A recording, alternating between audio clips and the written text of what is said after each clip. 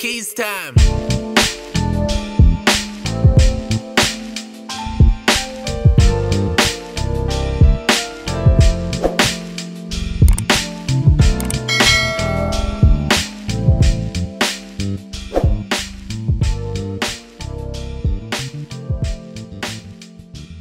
What's up, guys, and welcome back to the KeyZ Method.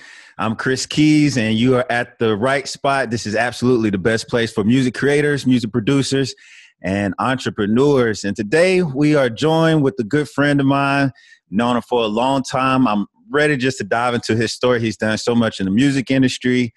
He started his own business. He's now giving back to the music industry. He's moved on to do big things in the real estate market. And I just want to pick his brain again. But first off, thank you so much, Curt Beatz, for being a part of the KeyZ Method today. No problem, man. It's a pleasure to be here, brother. Yeah, man, for sure, man. So I know we met in Austin, Texas. I know you're in Texas and you move around a lot. But before we even get into what you have going on now, like, take us back, because I know a little bit about you. You grew up a church guy, playing the drums and percussions and all of that stuff. So tell me a little bit how you got into like the music, you know, playing percussion at a young age and drums. Man, it was my mom, bro. Like, my mom had me in the church since I can remember, and she was a singer. My grandma plays piano, she sings. My aunt sings. My cousins sing. So I always grew up around the music, around watching my grandma play the piano in her. Man, I got video of my grandma to this day playing the piano in her house. She got the same piano in her house that she's had since I was a little kid. Wow. And so she was also a dedicated musician. Like, she still to this day play at the same church she's played at for over 20-some or 30-some years. Mm-hmm. And so she stayed committed, and she used to travel with her own. Like, she studied music. She got a degree in music, and she traveled. She had her own little group that she traveled with. You know what I'm saying? Like, two singers, and my grandma was a singer, but my grandma played the piano. So I had that in me. The way I look at it, like, I had that hustle in me from that side, and they would always sing around the house.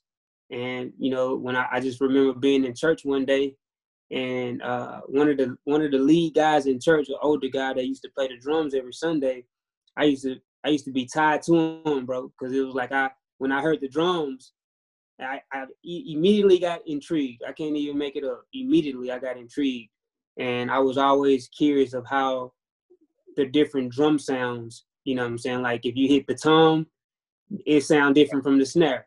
Right. You know what I'm saying? And then you hit the cymbal, that sound different from the kick drum, whatever it may be. I just enjoy watching it all come together, you know what I'm saying, sitting behind that one little seat. And I just remember showing him that I was interested in it. And he took me under his wing and just started letting me play every now and then. Like, he'll let me play like the last song of the church. Like, the church will sing this, they'll sing that one song, reach out into somebody. Right. Yeah. You gonna get the last song, or maybe during offering they might let you get the offering song. Exactly. Well, I was excited. I used to sit on the front seat, and I know he'll tell me, I'm gonna let you play the last song before church, and I'll be sitting as a little kid, like 6 or 7 years old, and he'll be like, man, yeah, I'm gonna let you play. I'm gonna let you get on there. And so I get on there, that'll be my song. And that's how it all started. And from there, I just fell in love, man, and kept going. Man, so that's kind of cool. You was doing more than just trying to make some noise. You was like trying to figure out how to put these sounds together, the snare and I learned at an early age how the hi-hat how to use the hi-hat. He used to teach me just how to use the hi-hat work by itself. Before I started trying to put it all together, he was teaching me because he was a band nerd. Okay. You see what I'm saying? So he went through the same band that I ended up joining in high school. Talk about that. I mean, you joined the high school band, and I know you got like a scholarship to go to college and do music. Like, talk about like the band. Like, how is that different than church, or was it any different? It was a big difference, because church, for me, once I grew up more and started playing keyboard in church, you know, from drums to keyboard, and started rehearsing with choirs and all of that, I got more of a got more leeway to kind of experiment in church. Mm-hmm. So a lot of the musicians, a lot of the older people in church didn't know that sometimes I'll be playing like rap songs and R&B songs. For real though. And Right. like you know how when you go when it's offering time and the church either the choir sings something sometimes it'll just be the music playing while people and I would find that time. I would use that time to be creative and put some chords together of my own stuff. And but that was totally different than band. Band was more when I got the scholarship and went to Stephen F. Austin. That was more structured. It was even in high school. Band was more structured because it was a military band. Oh, okay. Yeah, and so my band director was extremely strict on sticking to the script, the music, the sheet music. Don't add any extra. Don't be doing too much. You feel me? And so that was the difference. And I think that I was able to learn more structure in my music career as being in band in a military band. And then in church, I was able to create more and be more free to just vibe, and that gave me more of that creative side. Gotcha. Yeah, mm-hmm. I grew up in the church as well, and I always challenge people or tell people because I had the mindset that I grew up in church, that's going to actually take away from playing music outside of church. And as I got older, I actually think that playing in the church was actually a benefit. Mm-hmm. But do you feel that way or not, for musicians coming up, maybe somebody that's listening, maybe they're in the band, maybe they're 7, 6, or maybe they're older, 19 in their 20s, pursuing their music, but they grew up playing in the church. Do you think that could help them, even though it's not as much structure as maybe joining a band or going to school for music? Do you think it's still an advantage? Oh, heck yeah. I feel like, man, I was, going back to my mom had me around some of the dopest musicians in my teenage years. When I first turned like 12 and 13, my mom, she started a community gospel choir, a youth community gospel choir in my hometown. And we would take buses like to go to different type of youth programs. And so we were traveling at an early age with this choir around all of these crazy musicians. And I remember, watching some of these musicians, but while I was still learning and never feeling defeated. I was always excited, like, ooh, listen how he playing that, or listen at that organ, how he whipping that organ. And so I learned so much. I got an advantage of, bringing that type of vibe into my beats. You know what I'm saying? So I definitely agree with you. It's an advantage in my opinion, a little advantage. Yeah, for sure. And just like you said, I mean, the band is usually going to have like sheet music and, it's a lot more people. So you can't really deviate and add your own flavor where, the church to me is you get to add feel and you get to really, see how the music can work through you and the spirit can work through you to pour out something that you can't always put on paper, all the time. And that's why I say it is an advantage as we're both producers now. I mean, people now pay you or pay us to be creative. So I think that's always a pretty cool thing. Mm-hmm. But let's move on, because you took that and you went to the symphony. I mean, you just didn't stop there. Like, how? You just keep going on and on and on. Like, how has that really helped out? I mean, I would say experience. When I played in the symphony it was more so connected in high school. It was high school band. So basically in high school, you have these competitions where you go to like a UIL competition for solo and ensemble, and you'll like play a solo and ensemble, like you'll play a piece basically like a snare drum, timpanis, hi-hats, congos. It'll all be surrounded around you like in a circle. Sure. And it's like a 3-page long piece that you play, and it all comes together. It may sound crazy, like you may be hitting the timpanis at one time, you may hop on the snare drum, you may hop on the bongos or even the mallets.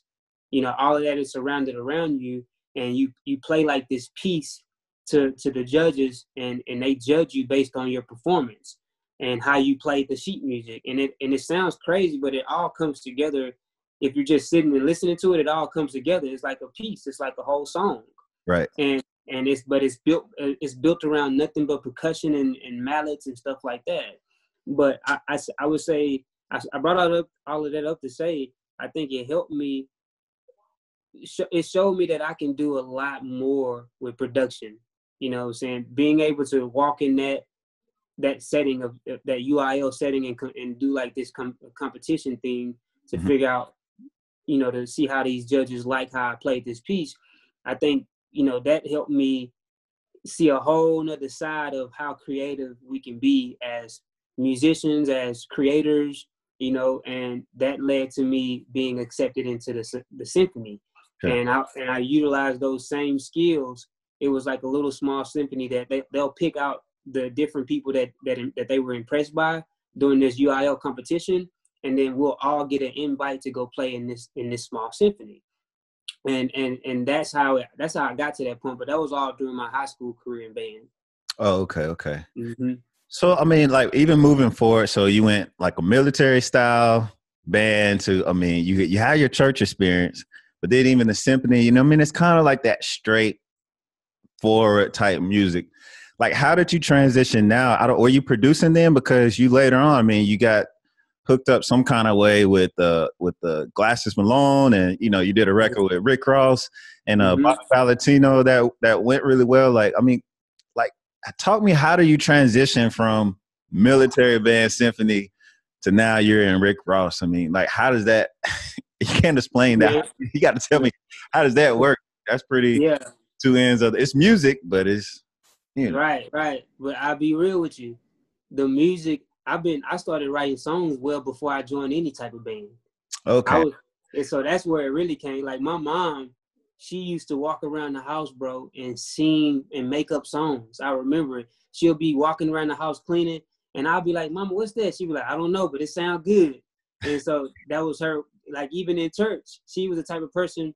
If somebody is playing something on the piano, right, my mama just come out of the blue with a melody and start making up words in the middle of church service. That part of me was already in me before I joined band, before I went to symphony, before I started making beats.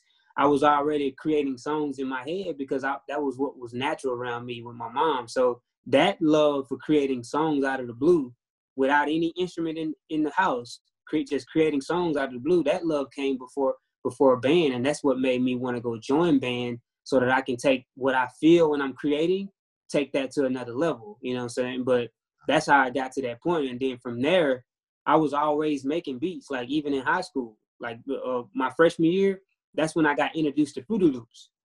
And so people always knew that I like to beat on the table. I was that guy. I like to beat on the table, beatbox, and, you know, make up beats and stuff at the lunchroom table. So that led to me, you know, pursuing more, like, how can I loop these ideas? How can I, you know what I'm saying? If I'm in band, I was always in band making up my own stuff. I was that guy.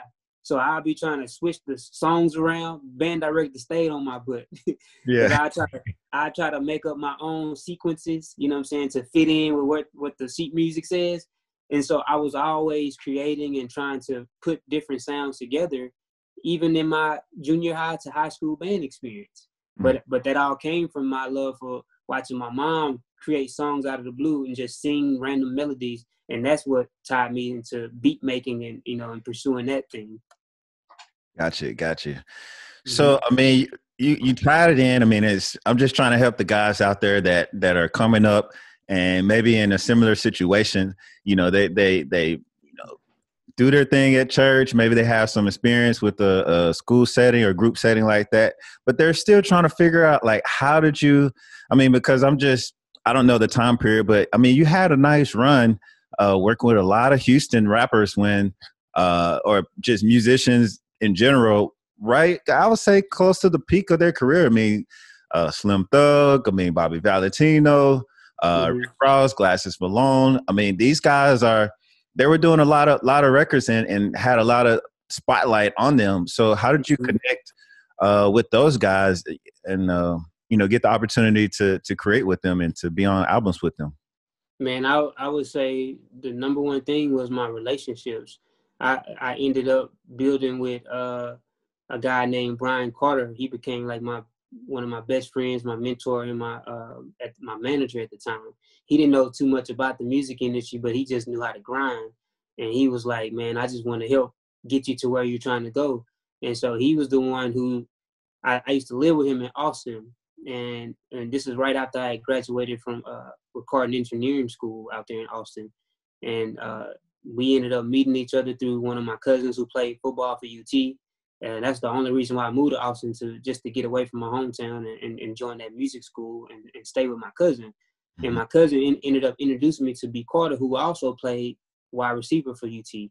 And he had that hustle and he loved music, bro. He was like everybody would joke and say he was like a P. Diddy in his time, bro. And like, cause he just had that hunger to, man, we gonna get placements and we gonna get this. Right. And so one day he looked at me, I had my little music set up in his house and, we were roommates. He looked at me and he said, Curt, you're too comfortable behind the keyboard. He said, you're too comfortable behind that drum machine. He said, in order for you to get where you're trying to go, this was back when MySpace was popping. So this is how long this goes back. And we were trying to do stuff on MySpace and trying to network with certain people. That's where we started. Like he was always saying, man, the women are powerful. So let's try to connect with as many women in the industry in certain cities like Atlanta and see what happens. And that was the end for us. Like we ended up finding a girl who knew some industry people. Brian invested into everything. He invested into the flights to get us out there. He invested in money to take these girls out to dinner. Like that was his way in. He was like, man, I just want to take you guys out to dinner and talk. You know what I mean? And see how we can help each other. And that's how I started. And one girl hooked me up with another guy in Atlanta. That guy ended up having a connection with Bobby Valentino and Rick Ross. And he was like a real connection. So that's the thing. And you understand this. Everybody knows somebody. Right. But who got the real plug? Exactly. And so that's what ended up happening. That led me to like some real major plugs and some major relationships that led to me working with Rick Ross and receiving vocals from Rick Ross. It was like the most exciting part of my life at that time because I always wanted to, get a placement. Who didn't? Once you start learning about placements and what that means, then you want it if you're a beat maker. Exactly. Mm-hmm. I mean, so there's a couple of things I want to break down with that. I mean, first of all, the placement game, I wanted to ask you if that's like hard or not, and your importance on that, but I know we'll probably dive into that a little bit later. But, just real quickly, because I think the big common theme that we hear on this podcast most of the time is relationships. And I've never heard anybody be like, man, my beats were just so cold or my music was just so cold. I got on, you know what I'm saying? And you definitely have to have talent, but can you just explain the importance from your perspective of relationships in this music industry? The music game is so small, but the relationships play a huge factor in, some of the doors you get in. Yeah. I mean, relationships is everything, bro. Energy is everything. Cause like, even not everybody that comes across like they can put you through the right door is even for you. It doesn't mean that that's going to be the best outlet for you, even though it could seem like a good relationship. I think it's about, having discernment and just people with good energy around you, because at the end of the day, if those people they have the same heart and drive as you in one field, and that field may be the student's high. I like to go sit down with the right people and have dinner. That's what I love to do. If you have somebody in your corner, that's what they love to do, and they're genuinely good people, I think that it's just gonna happen. You're gonna get where you're trying to go. So I would just say that the relationships, that's the only way. Excuse me. That was the only way I got those placements, is through building solid relationships, and being a decent human being when it comes to trying to do business. Yeah, man. For the guys that are just starting out, we've all been down. Every producer probably, but definitely me and Curtis, we've been down the same road and spent a lot of hours together just talking about, how we can build relationships and, just your point of view of how to build relationships. Do you think it's important for the music producer artist, whoever, songwriter, to sit in their room, or do you think it's important for them to, in today's age, to get out?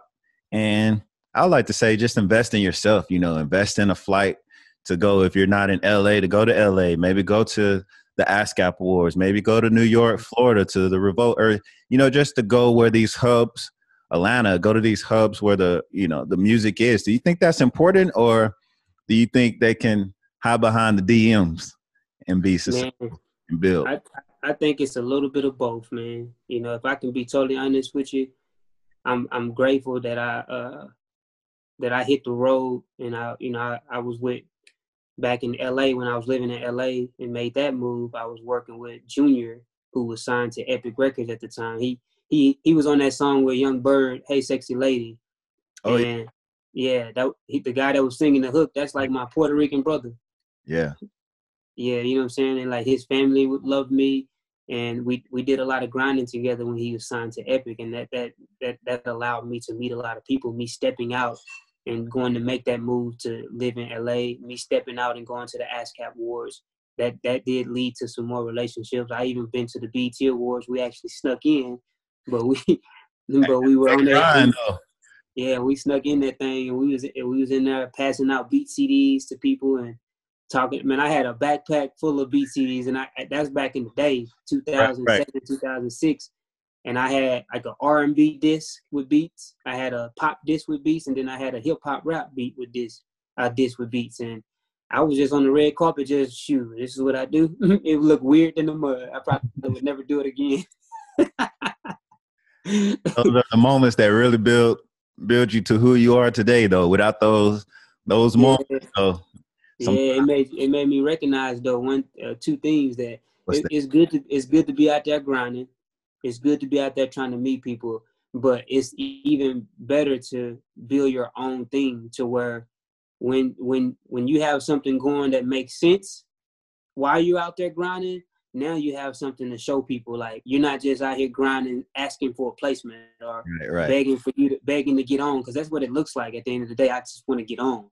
Mm-hmm. And I get that to all producers out there grinding. I get it, and I commend you on grinding.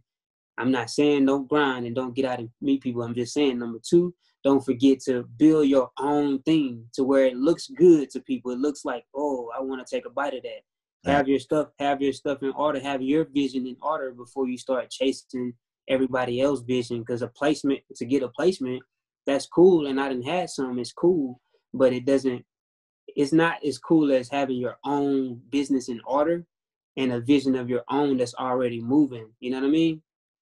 Facts. Nah, definitely facts, man. And, I think just talk about that real quickly is, guys, you don't always have to chase the big placement. I mean, I want to pick your brain too. Like, I mean, we've been doing this for, decades. So that experience might be talking now, but, I think at some point in time, those placements, that's all I wanted at first. Like, I get a placement. And now it's like, yeah, I mean, I'll take it. Who wouldn't, if, a big, artist comes by and you get an opportunity. I mean, you count your blessings, but at the same time, you don't revolve your whole year around trying to get a placement, and just talk about a little bit how that maturity grows. And, just on a health matter, I've seen a lot of producers, me and you, I'm guilty of it.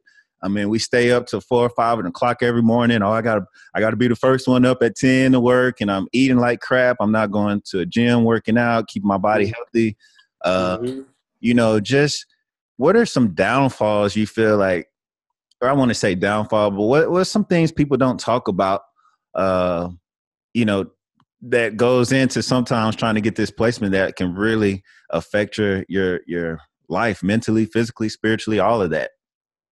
I think people don't talk about the balance enough. The balance of, what you were just saying, like if you're eating healthy. Yeah, like you gotta have, it can't be what these people promote these days, all grind, no sleep.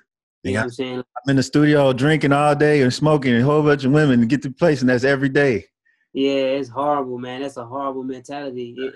Because at the end of the day, it strips you from your love for the music. It strips you, because even Eminem said this. He said it and it changed the way I thought about being in my studio space. He said that the label is not paying me to be in the studio past midnight. They're not paying me to be in the studio past 5 p.m. So I get up at 9 a.m. just like a real job. And he said he goes to the studio from 9 to 5, bro. He said he even take lunch break. He take a lunch break. He go back in there. And he said if he doesn't finish whatever he was working on, he said he clocks out at 5 and he go home and chill with his family. And he said he do family stuff and he relax and he comes back and knock it out the next morning. But he said he's never late to the studio and he's never staying past 5 p.m. And I said, man, this is Eminem. Yeah, I was trying to say, yeah. That's Eminem saying that you got to listen up. Yeah, right. And it's not that everybody don't have to do it like him, but I appreciate the balance in what he's trying to teach in that and what he was saying. Mm-hmm. Because when you get older, even when you're younger, that's all I did was music, and party and hang out with women and stuff like that. But when I go back and look back at it now, I wish I would have balanced more and start putting my time into other things too at the same time. Mm-hmm. Because it's like people like to sell us plan A, no plan B. Right. You know what I'm saying? I'm grinding on plan A. It's like, man, please, man. Like, look, I feel you, and those who have made it, I salute you. If you did it off of your plan A, I still believe that we have to change how the music industry is changing. Yeah. You know what I'm saying? And so I would just say the balance is what we don't talk enough about, and that's what I want to do more. Balance. That's facts, man. And just for me doing these podcasts and guys, you can go back and check them out. I did the first series was called 14 Series of Thinking Like a Pro. And basically I wanted to make sure I talked to as many Grammy Award winners and people that have already hit the #1 billboards and all that type of stuff, just simply because I could ask them this one question, like, what are your thoughts on that? And it's crazy enough that every single one of them, the big thing is focus. And for this year, guys, I don't know what year you're watching this. This is 2021 now, but the big thing is focus, guys. And even with focus, these guys that have accomplished, I don't think they grind. I'm not going to say they don't grind, but I see the new people grinding harder. And the older people, they just grind smarter. Meaning, I've like all the guys that I've talked to, yourself, myself, guys that have done some things in the music industry, they all say the same thing. Like, bro, like let's get out the studio. Let's go eat, or let's just go listen to music somewhere else, or something outside of just beats and record. Like, guys, you gotta go watch a movie. I used to think, man, I can't watch a movie, man. That's 2 hours. Somebody's gonna get this placement. And it's like somebody making more beats than me. Dude, bro, to be honest, bro, like, let's see, we just came off December. Like, I probably took like at least 2 months, 6 weeks to 2 months out the studio. It wasn't planned, but it was like, the energy wasn't there. I spent, you spent the whole year creating, and your brain needs a break. And, I took some time to travel. I watched some old movies. I listened to music. I just caught up on some friends' emails, started some other business ventures. And guys, I came back to the studio like 2 weeks ago, and it was like, wow, man, it was so much fun. You just even forget how much you're in the studio where it doesn't become fun. It's like, as a job, I got to get 10 beats today, or I got to, and then you don't accomplish your goal, or you don't hit what you're trying to do. And then it's like, oh man, it's just stressful, or, so I appreciate you saying, man, like, in bringing up man, guys, it's okay. And you're listening from veterans to get out the studio and walk away and fill yourself back up, guys. Fill yourself back up. Get some sleep. Yeah, bro. Rest your brain. Because if you said one good thing, if you're not meeting those goals, I would also add that that can turn into the depression. True. Because now you're thinking I'm not making enough beats, so that's why I'm not getting placements. When really and truly, you're not getting placements not because you're not good. It's because you don't have the right relationships. That's it. Yeah. Definitely, man. And speaking of building relationships, instead of chasing those placements, one thing you can do is connect with your local artists around your neighborhood and your community. And, those are the guys, when they get big, it's not even a placement no more. You're just, hey, I'm just doing a record with my homeboy. We've been doing this for years now. And to speak of that, you know, one of the guys, so I think is, man, I think he's probably one of the most underrated artists. I can't even say Austin, but I think he's one of the most underrated artists out right now, and that's Y2.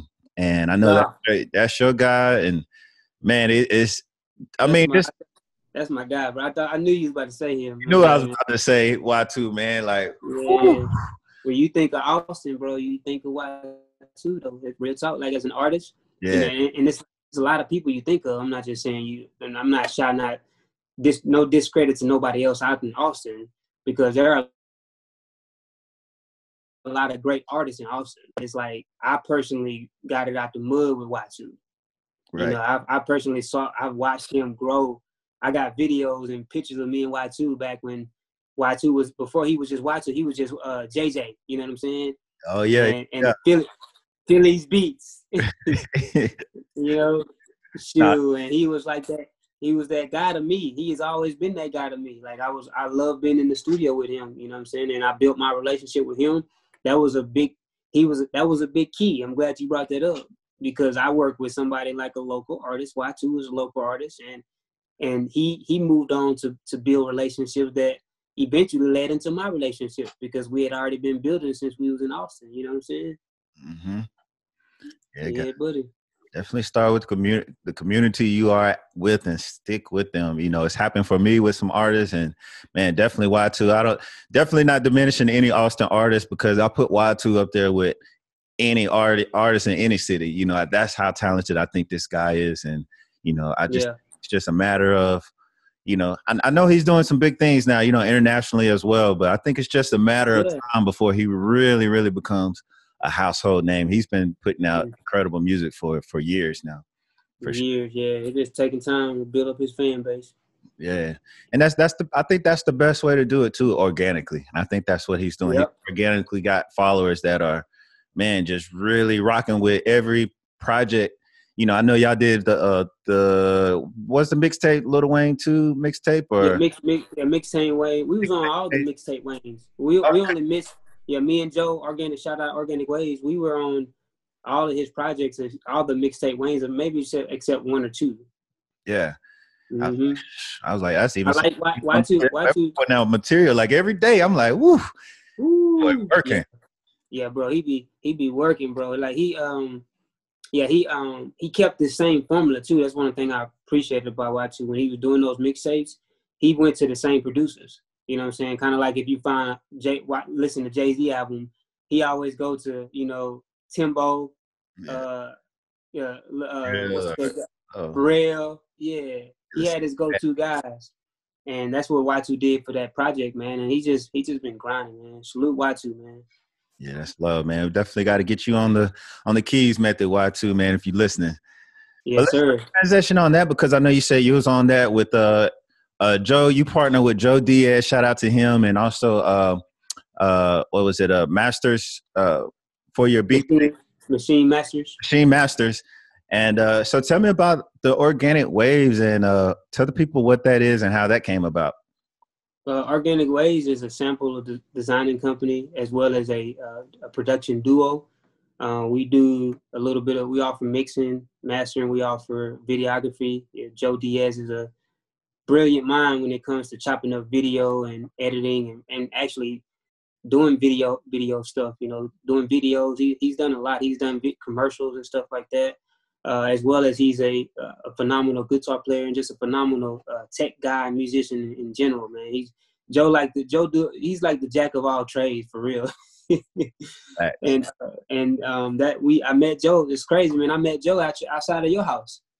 That was the first time I met Joe, bro. Like we were doing I was doing a session at your crib, and I called a friend of mine at the time and I was telling him how, man, I need a guitar player in this session, and I need a guitar player on this beat. And he ended up introducing me to Joe. Joe came over to your crib that night, and we stood outside and talked for the longest after the session. And he said he was so impressed, but that I actually paid him money, because he was like, man, people don't be on good business. Yeah. And so we started building our relationship off of having the same vision of how we want to put out instrumental projects and how we want to make ourselves as producers artists. because we both had that same frustration of trying to wait on placements and working with certain people that didn't really want to work with you, just wanted to take from you and not build with you.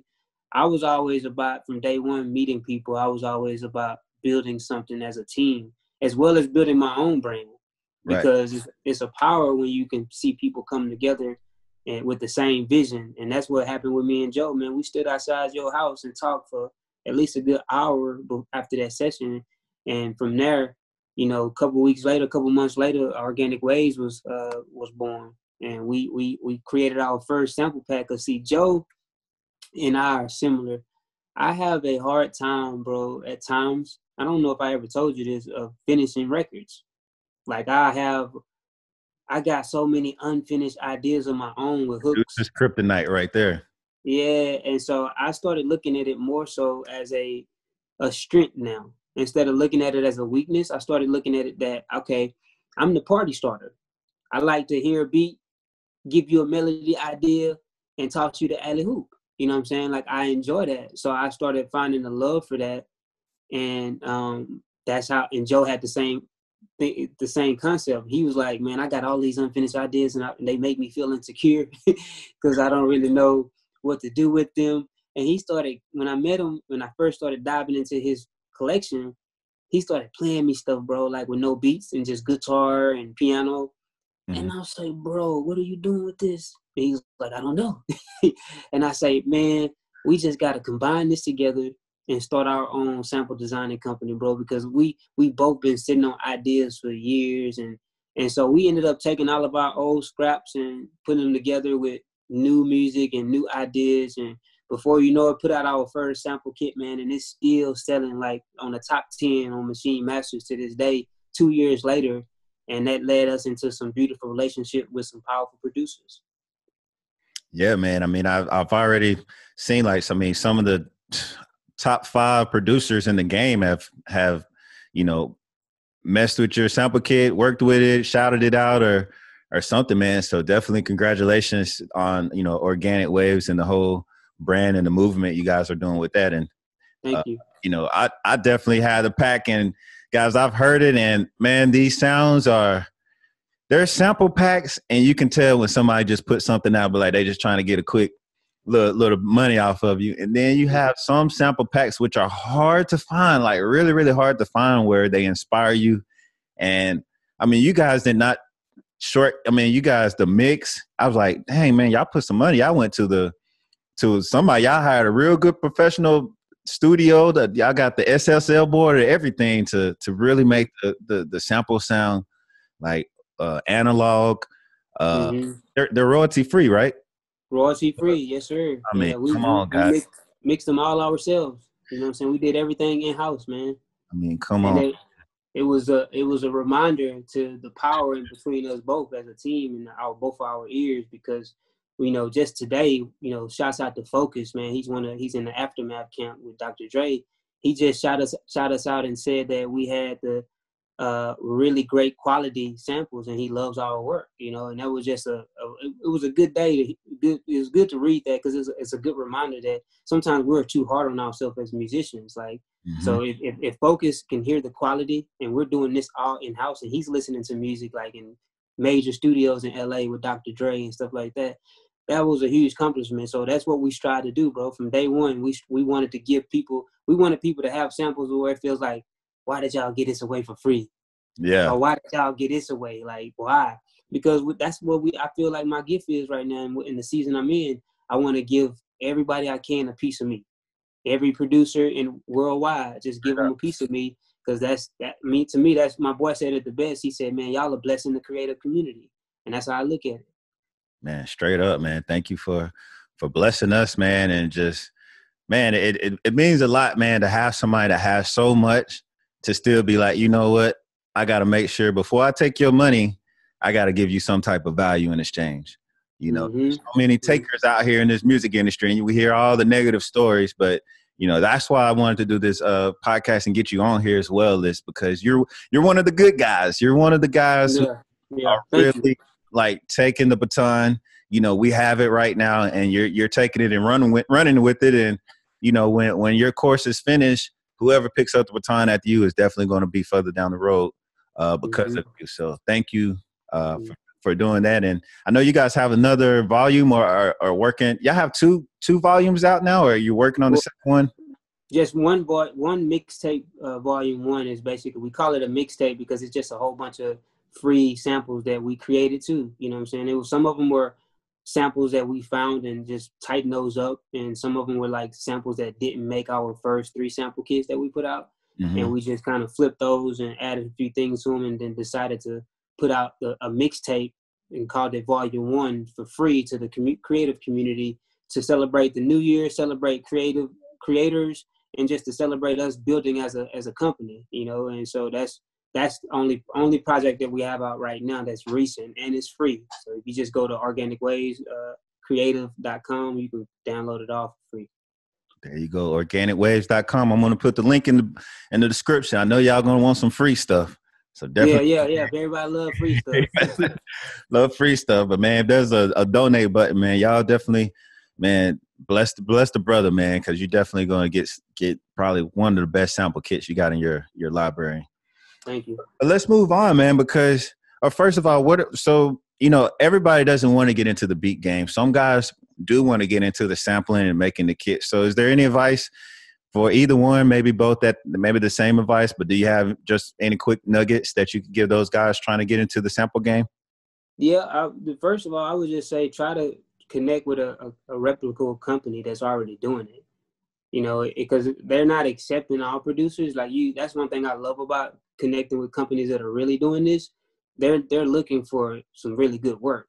Like you can get your stuff on Slice and, you know, a lot of other platforms, but I've tried. It's a process to go through because they want your sound to be just right and something that they don't have on their platform. And so I would say just reach out to these companies, email them. You know, that's what I did. But it came from a relationship. Me connecting with Machine Masters came from another relationship.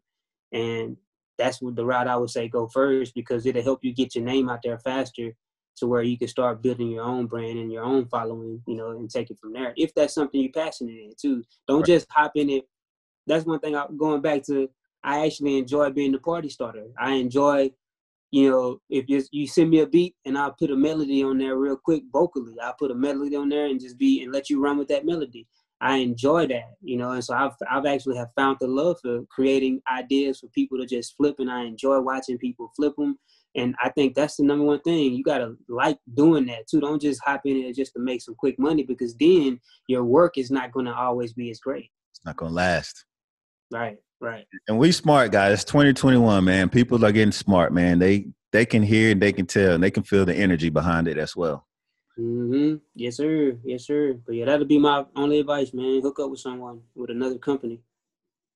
Definitely, man. And man, I think it's kind of cool to hear your story, how, you know, you started with, you know, your mom, just the percussion, you know, the drums at church to, you know, getting in a band, symphony, and, you know, getting your feet wet in the music industry, and, you know, having friends, building relationships, and, you know, starting a company. I mean, and it doesn't stop there. I mean, because just knowing you personally, I mean, when we was doing a lot of work together, you was like, man, Kris, I'm about to take off for a little while. I'm about to go to Africa for a little while. And I was like, what? I mean, it was kind of a quick thing. I don't know if you had some things brewing in the back, but you started working with a pretty well-known artist, Alkaline, I believe it was, out of Africa, and went on tour with him and was the production manager and oversaw that. So, I mean, walk us through a little bit down and what kind of experiences you learned from going to Africa and working on that project.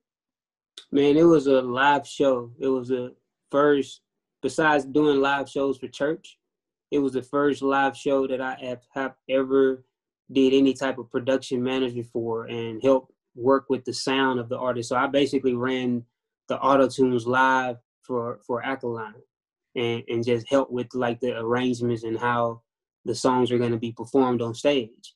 And that was my first time, but it was only because I only got the job because who you knew somebody. Did it come through a relationship? Yep. I had already been building this relationship with my boy. Shouts out to Dane Clark out of Atlanta. He's now located in LA. Shouts out to you, brother. We were always building, you know, for years. That was like my brother. And so out of the blue, he was stuck in a hot spot. And at the time, if I keep it 1,000%, I was working as a apartment agent. I was leasing apartments. And I remember sitting in my office, and he called me out of the blue, and he was like, "Bro, do you know how to run auto-tunes live?" He was like, "Dude, I got to talk to you." And I was like, "Yeah, I'm pretty sure I can figure it out. I run auto-tunes in the studio. What's up?" Right. And he's like, "Well, I need you to come do this and help with the arrangement of these songs in Africa." And I was like, "What?" And I tried to back out of it, bro, to be honest with you. And I was like, "Man, I don't know about this, man. I don't know about going to Africa. I don't know about none of this." And this time I was just nervous, man. But I learned a lot. I'm glad I stepped up to the plate and did that, because I learned that it was easy for me because I had already been doing it as a kid in church. You know what I'm saying? It wasn't no different. It was just a different style of music and a lot of more people in the crowd. Right, man. Yeah. I think the same story, what I'm hearing is over and over, like, work on your craft and your opportunity will come. Be prepared for when your opportunity comes. I mean, you don't have to be all the way like, hey, I don't know auto-tune, all of that, but it's like, hey, hopefully you've ran auto-tune at a few sessions in the studio. Hey, just studio etiquette and how to talk to people in a relationship when it comes to music. I was talking to one of my other guys, and I was like, my biggest pet peeve is, we've been doing music for so long, I think the music, it's like anything you do. If you do it over and over, you're going to get better at it. So when it comes to creating music, that part actually is the easy part for us guys. When I meet a new artist, I don't want them to come to my studio and 5 seconds before you even tell me your name, hey, be like, hey, play this music. Hey, this is my stuff. Be like, sometimes the best thing to do, or what I like is to just sit down and build a relationship. Even if you are going to pay me money for my services, I think having a conversation and vibing first, that's actually creating to me, because, a lot of the time you can be like, hey, man, I'm just going through a breakup, and well, boom, that's it. That's the song right there. Or you know what, man, I'm in a good mood on this. All right, boom, that's it. Let's do an up-tempo song. This would be great for the club. This is a summer record, so. That's true, man. Take the time, guys, to, I mean, it is the music business, but maybe take a majority of your time, and if you think you got some of the hottest records or the hottest beats and all this, but not seeing any traction, maybe take a month or two and just, learn how to network or find somebody who's good at it and bring them on part of your team. And guys, I think that is a big, big part of, how you'll find success in the music industry. I mean, you just heard Curtis go through 4 or 5, opportunities that he had through relationships. All of my biggest records that I have, I was kind of embarrassed they put out. I was like, dang, man, I ain't even not my best record. I got better heat. Y'all don't want this. But at the end of the day, it came through a relationship. If I didn't have a relationship and just tried to email them, I would have been emailing them all the wrong songs. But my relationship, they knew exactly what they was looking for, the direction, the tone, everything. And that's how you get in, guys, a lot of the time, most of the time. Yeah, man. Most of the time. That's key, bro. That's key. Being prepared and relationships, man. Because if I was going to call you, I'd be like, all right, I know what I'm going to get for Curt. Versus me just calling somebody who just sends me some talented stuff, but I don't know, are they going to show up to go to Africa? Are they going to miss the flight? Are they going to be 5 minutes late? Are they going to hold up? Are they going to act fool when they get in the studio when I introduce them to another celebrity? So that's why relationships play a big part in the music industry. That's so true. Yeah, I don't think we have applications we fill out like a regular job. Yeah, that's true, man. Your relationship with that person that you're building with, that's your application. That's like your card to show that person that if they call on you for something, count on you. And Damien will tell you that. Like I didn't miss not one beat. We went to St. Lucia first, then we went to another island, then we went to Africa. So I did 3 shows with this person, and I didn't miss a beat. I didn't miss not one beat, you know what I'm saying? And actually had him sounding better than he used to sound in a lot of shows. And, so it opened up a lot of opportunity. I learned a lot from it, but I was prepared too because of all the work that I'd already been doing, with just recording people in general. So, yep. Absolutely, man. So, all the stuff that you've done, I mean, you've been able to do so much in the music industry. And I feel like, the organic waves is just a small step to what you're going to do to continue giving back.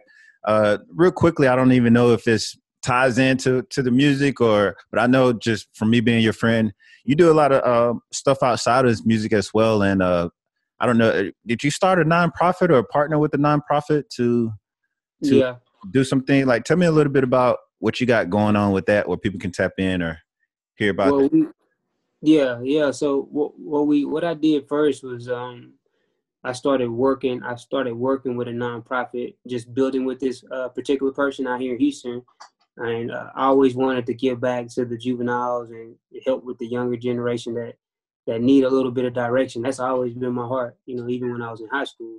And so I'm just trying to still follow that passion and know that I don't got to become this major superstar, Curtis King. I don't have to become, this whole worldwide name before I start giving back.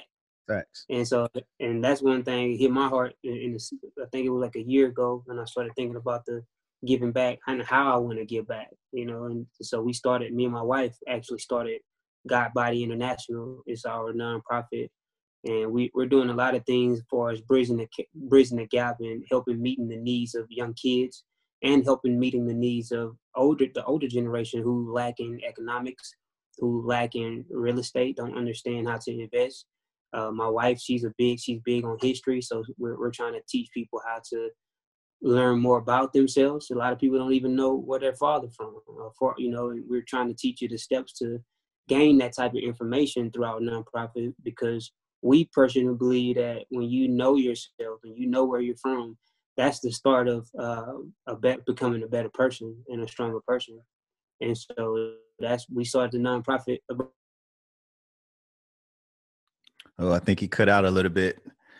But yeah, guys, the nonprofit, I think what he was telling about, hopefully he gets back on and can share where to tap in and find that information.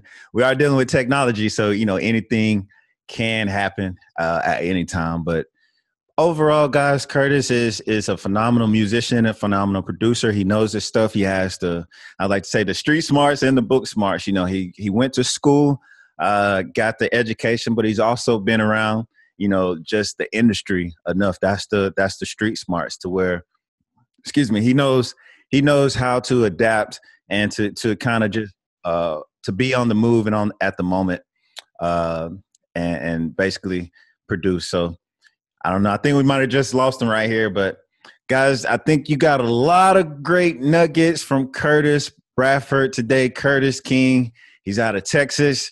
Definitely tap in with him. He has a lot of things going on. If you're a music producer, if you're looking to upgrade your sound, sampling, definitely tap in with Organic Waves. I'm putting all the links below. I'll put out a link as well to maybe some of his other stuff. But guys, thank you so much for tuning in to another episode of the KeyZ Method. And man, I'm really looking forward to seeing you guys make it to the top, to the tip top. As always, y'all stay creative and stay blessed. Peace. It's KeyZ time.